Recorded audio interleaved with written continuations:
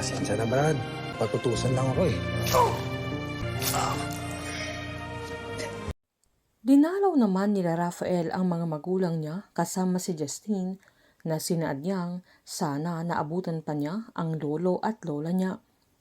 Nang magyaya na ang binata na umuwi na ay pinigilan siya ng papa niya at kinento niya na noong bata siya ay may kaklase siyang sumuntok sa kanya kaya umuwi siyang umiiyak na sinabi ng papa niya na kausapin na niya si Carlo dahil baka wala lang siyang kaibigan kaya malungkot ito.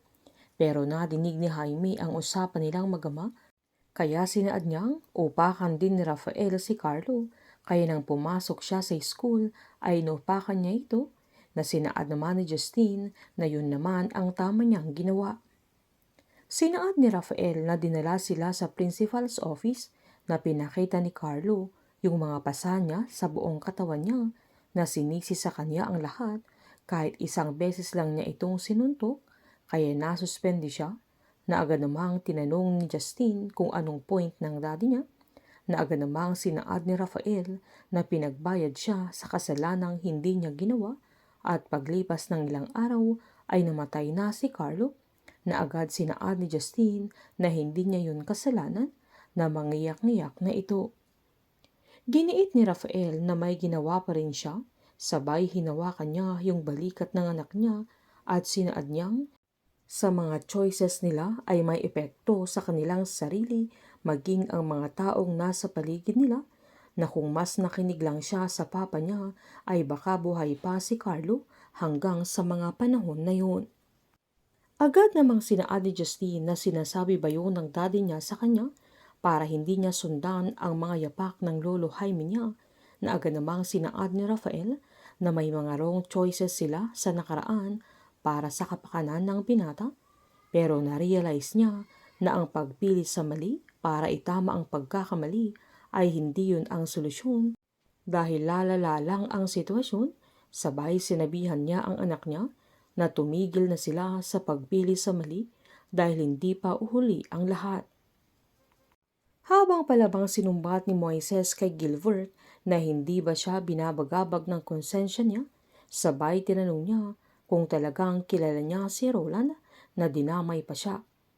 Pinakilala naman ni Gilbert ang binata sa mga kasama niya na sila ang nagpatumba kay Roland pero hindi niya akalain na titirahin din ni Moises ang anak ng presidente maging ang mismong presidente.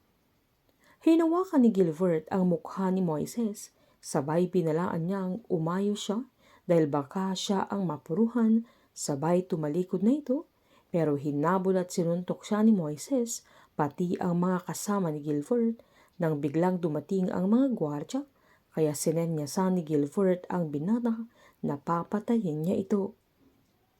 Sinaad naman ni Jaime kay Rafael na siya na ang bagong presidente at kailangan na niyang palitan ang mga gabinete niya na giniit naman ni Rafael na buhay pa ang Tito Eleazar niya pero sinaad naman ni Jaime na aantayin na lang nila ang death certificate ni Eleazar dahil mamamatay na ito na ang alam ni Jaime ay pumirma na si Danica sa authorization para sa mercy killing na ibibigay sa Pangulo na kinagulat naman ni Rafael dahil sa sagad sa buto na ang kasamaan ni Jaime.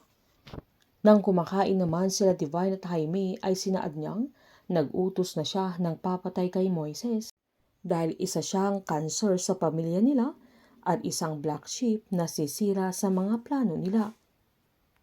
Si Gilbert ang binayaran nila Jaime na papatay kay Moises sa loob ng kulungan kung saan sinaksak niya ang binata habang may inaayos ito at wala ang mga kasama niya. Magugulat naman si Jaime sa pagbabalik ni Eleazar at agad namang itatawag ni Divine ang ginawa na naman ni Jaime kay Moises habang nasa loob siya ng kulungan at mababalitaan nila kung anong nangyari sa binata. At si Rafael na at Divine ang mismong kikilos para matulungan nilang palihim si Moises.